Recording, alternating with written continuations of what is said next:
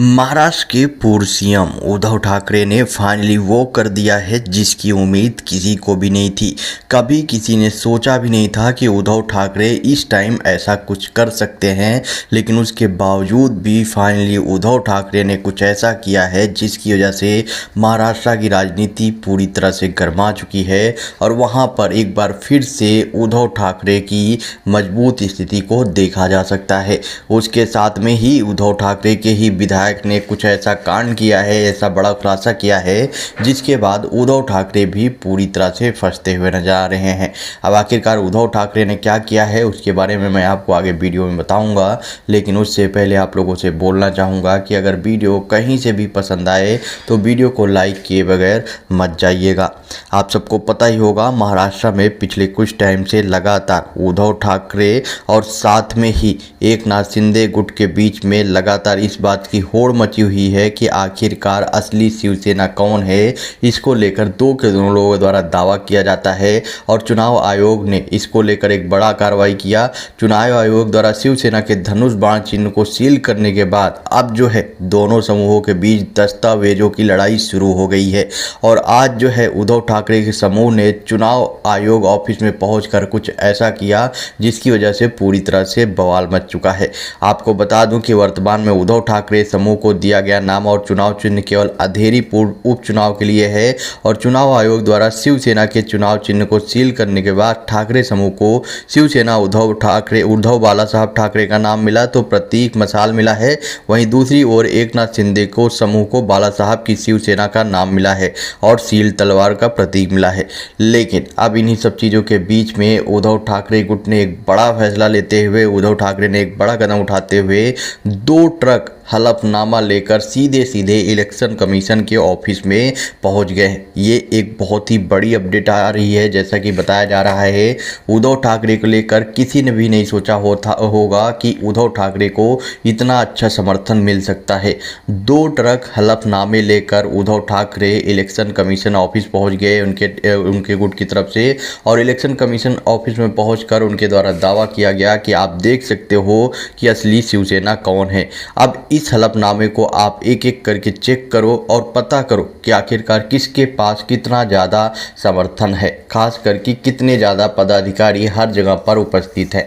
यही नहीं, सबसे बड़ी बात यहाँ पर जैसा कि अपडेट आ रही है इसमें बताया जा रहा है कि ये जो 2 ट्रक हलफनामे हैं इसको अगर गिन के बताया जाए कि कितने हलफनामे इसमें दिए गए हैं तो इसमें उद्धव ठाकरे के द्वारा बताया गया है कि इस 2 ट्रक हलफनामे में टोटल 8.5 लाख हलफनामे हैं। 8.5 लाख लोगों का हलफनामा है जो कि उद्धव ठाकरे की पार्टी के कार्यकर्ता और साथ में ही नेता और साथ में ही वहाँ पे जो उपाध्यक्ष और अध्यक्ष जो है सारे के सारे लोग जो है शामिल हैं और उन सारे लोगों ने हलफनामे पे साइन करके उद्धव ठाकरे का समर्थन दिखाया है कि वो असली शिवसेना है। लेकिन यहाँ पर सबसे बड़ा झटका एकनाथ शिंदे को तब लगा क्योंकि एकनाथ शिंदे गुट के द्वारा भी दावा किया गया था कि वो भी जो है जल्द ही हलफनामा दाखिल करेंगे और अभी तक जैसा कि अभी तक अपडेट आ रही है उसमें बताया जा रहा है कि एकनाथ शिंदे ने अपनी पूरी मेहनत करने के बाद अभी तक जितने हलफनामे इकट्ठा किए हैं उसमें बताया जा रहा है कि सिर्फ और सिर्फ 2.5 लाख हलफनामे दाखिल हो पाए हैं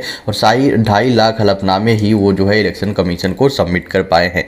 एकनाथ शिंदे के द्वारा दावा किया गया है कि 7.5 लाख के अधिक जो है हलफनामे दाखिल करेंगे और वो भी जल्द ही। लेकिन अभी तक एकनाथ शिंदे जो है 7.5 लाख हलफनामे दाखिल नहीं कर पाए हैं। अभी तक सिर्फ और सिर्फ उद्धव ठाकरे को ये बड़ी कामयाबी हासिल हुई है और उद्धव ठाकरे ने टोटल 8.5 लाख हलफनामे दाखिल किए हैं। लगभग 2 ट्रक हलफनामे लेकर उद्धव ठाकरे का गुट जो है वो इलेक्शन कमीशन पहुंचा और इलेक्शन कमीशन के पास में वहां पर सौंपा, जहां पर बोला गया कि हमारे पक्ष में कितने पदाधिकारी हैं इसकी जानकारी इस हलफनामे में दी गई है। तो अब चुनाव आयोग को इन सभी दस्तावेजों की जांच करने और निर्णय लेने में कितना समय लगेगा चुनाव आयोग को ये देखना चाहिए और जल्द से जल्द इसमें जो है अपना डिसीजन लेकर उद्धव ठाकरे गुट को शिवसेना का जो सिंबल है जिसको फ्रीज किया गया है उसको फिर से वापस कर देना चाहिए।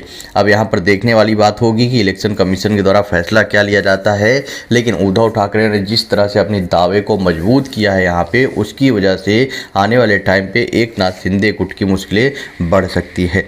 वहीं आपको बता दूं कि जैसा कि अभी अपडेट आ रही है उसमें बताया जा रहा है कि उद्धव ठाकरे कल जो है औरंगाबाद पहुंचे थे और इस बार उन्होंने शिंदे फडणवीस सरकार की जम के आलोचना की थी। अब इस पर बोलते हुए मंत्री दीपक केसकर सीधे तौर पर ठाकरे की आलोचना की है। दीपक केसकर जो कि अभी तक शिवसेना यानी उद्धव ठाकरे की ही गुट में थे, लेकिन अभी एकनाथ शिंदे के साथ में वो जो है इनकी पार्टी को छोड़ चुके हैं, मतलब इनका साथ छोड़ चुके हैं। केसकर ने कहा कि उद्धव ठाकरे को घोषणा करना चाहिए कि उन्होंने मुख्यमंत्री के रूप में अपने कार्यकाल के दौरान कितने लोगों को 50,000 रुपए का मुआवजा दिया। जितना आपने किसानों को कम समय में दिया, हमने उससे 2 गुना भुगतान किया है, वो भी अभी कुछ टाइम के अंदर अंदर। स्कूल शिक्षा मंत्री दीपक केसकर ने उद्धव ठाकरे को सीधी आलोचना करते हुए कहा कि आप ही बात करते हैं और आप करते ही रहेंगे, लेकिन काम जो है वो पिछली सरकार को देखकर लोग समझ चुके हैं कि पिछली सरकार कितनी बेरहम थी और पिछली सरकार ने कुछ भी काम नहीं किए। आप सिर्फ बात करते हैं लेकिन हम जो है काम करते हैं। उनके द्वारा बोला गया कि जब पत्थर नहीं टूटे तो आखिरकार 50 विधायक कैसे टूट गए। अगर उस समय पत्थर तोड़ दिया गया होता, उपहार दिए जाने वाले लोगों की शिकायतें सुनी जाती, लोगों को न्याय दिया जाता, तो पार्टियों के बीच बगावत क्यों होती, फिर रिसाव नहीं टूटता। 20 विधायक कह रहे हैं कि आकर यह सब मिलकर सुलझा लो। इस बार कौन कह रहा है कि तुम भी उनके साथ चलो। उस समय रिसाव क्यों नहीं टूटा। यहाँ तक कि जब आप जानते हैं कि बाला साहब द्वारा बनाई गई शिवसेना संकट में पड़ सकती है, उसके बावजूद भी आपका इस तरह क्रूर रहना, ये सीधे सीधे आपकी ही पूरी तरह से एक तरीके से कह सकते हैं कि आपकी गलती है। केसकर ने सीधे तौर पर उद्धव ठाकरे की आलोचना की। उनके द्वारा बोला गया कि जब अब जो है सरकार के खिलाफ में लोगों के पास जाकर लोगों को भड़का कर सरकार नहीं चलाई जाती।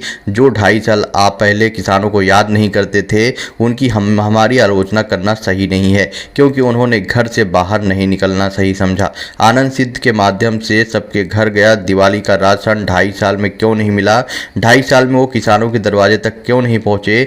लेकिन मुझे खुशी है कि अब फाइनली उन्होंने उद्धव ठाकरे जो हैं वो जो है किसानों के दहलीज पर पहुंच रहे हैं और किसानों से जाकर वो मुलाकात कर रहे हैं। सीधा सीधा उन्होंने दीपक केसकर ने उद्धव ठाकरे के ऊपर निशाना साधते हुए बोला।